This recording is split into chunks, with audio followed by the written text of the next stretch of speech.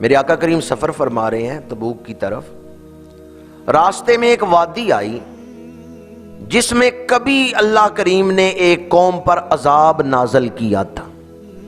اس وقت عذاب نہیں نازل ہو رہا، کبھی عذاب نازل کیا تھا۔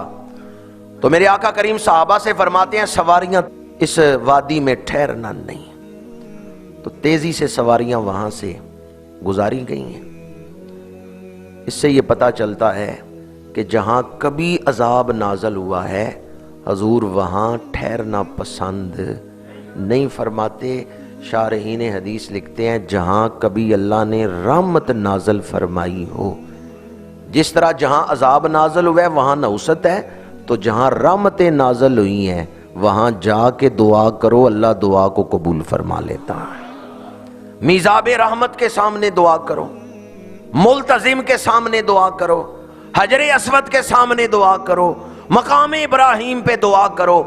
یہاں دعا کی قبولیت کے زیادہ امکان کیوں ہیں؟ یہ رحمت والی جگہ ہیں، یہ برکت والی جگہ ہیں۔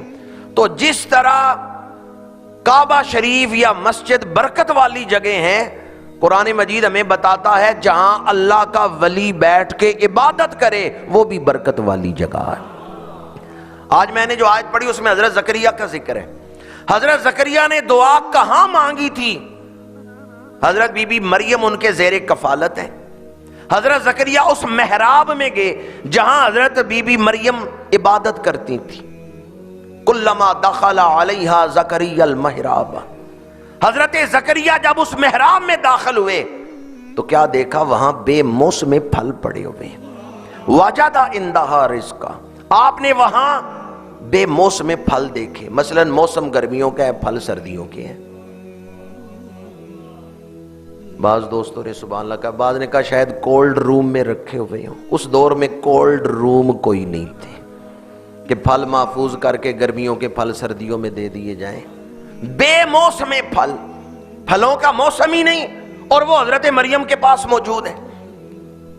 حضرت زکریا نے کہا انا لک ھذا، اے بی بی مریم یہ پھل کہاں سے آئے؟ یہ پھل تمہیں کہاں سے مل گئے؟ حضرت بی بی مریم کہتی ہیں یہ میرے رب کی طرف سے مجھے ملے ہیں، یہ میرے رب کی عطا ہے۔ ہنالک دعا زکریا ربہ، ہنالک، وہاں دعا مانگی حضرت زکریا نے۔ حضرت زکریا نے جہاں ولی کی کرامت دیکھی ہے کہ اللہ نے ان پر فضل کی ہے، یہ برکت والی جگہ ہے۔ مقام اپنا ان کا بلند ہے، وہ اللہ کے نبی ہیں، لیکن برکت والی جگہ پہ دعا مانگ کے قوموں کی تربیت کر رہے ہیں۔ جہاں اللہ رحمت کرے وہاں کھڑے ہو کے دعا مانگو، اللہ دعا کو قبول فرما لیتا ہے۔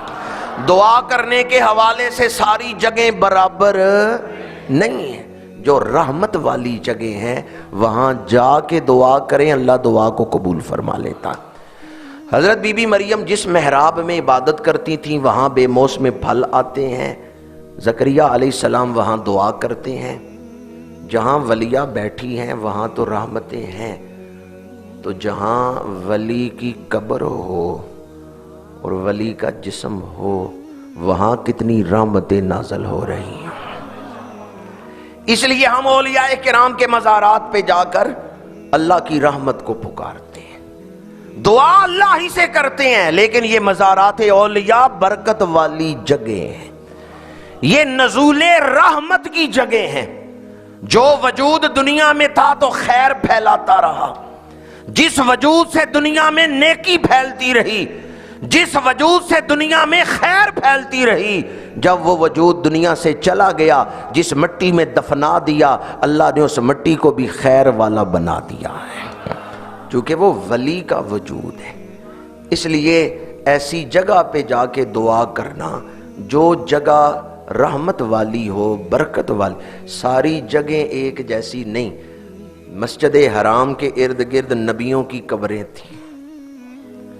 اللہ فرماتا ہے الذی بارکنا حولہ، سبحان الذی اسری بعبدہ لیلا من المسجد الحرام الی المسجد الاقصی الذی بارکنا حولہ، وہ مسجد جس کے ارد گرد ہم نے برکتیں رکھی ہیں۔ کہاں برکتیں رکھی ہیں مسجد کے؟ جب مسجد کے اندر برکت ہوتی ہے کہ باہر برکت ہوتی ہے؟ جی چند لوگوں کو ہی پتا ہے، شاید اسی لیے وہ دوسرے اندر نہیں آتے کہ باہر برکت۔ مسجد کے اندر برکت ہوتی ہے کہ باہر برکت ہوتی ہے؟ مسجد کے اندر برکت، ہر مسجد کے اندر برکت ہے، اور قرآن بتا رہا ہے مسجد اقصیٰ کے ارد گرد برکت ہے۔ جس کے باہر بھی برکتیں ہیں اس کے اندر کتنی برکتیں ہوں گی۔ اس سے یہ مراد نہیں کہ مسجد اقصیٰ کے اندر برکتیں نہیں، اندر بھی برکتیں ہیں۔ اندر جو جگہ ہے وہ بھی بڑی برکتوں والی ہے، پر قرآن کہتا ہے یہ تو وہ مسجد ہے جس کے ارد گرد بھی برکتیں ہیں۔ الذی بارکنا حولہ۔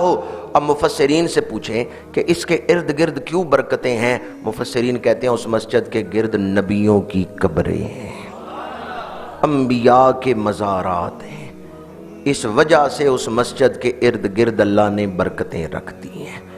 جہاں اہل اللہ کے مزارات ہیں وہاں برکتیں ہیں۔ اس لیے ہم اولیاء اللہ کے مزارات پہ جا کر دعائیں مانگتے ہیں، دعا اللہ ہی سے مانگتے ہیں۔ مستعان حقیقی اللہ ہے، اللہ مدد نہ کرے کوئی مدد نہیں کر سکتا۔ اولیاء انبیاء مدد کرتے ہیں تو اللہ کی دی ہوئی طاقت سے ہی مدد کرتے ہیں، اور اللہ کی منشا کے مطابق ہی مدد کرتے ہیں، اللہ کی حکمت کے مطابق ہی مدد کرتے ہیں۔ اس لیے ہم اہل سنت شرک نہیں کر سکتے، ہم تو اولیاء اور انبیاء کی تعظیم کرتے ہیں، ان کا ادب کرتے ہیں۔ عبادت ہم صرف اللہ وحدہ لا شریک کی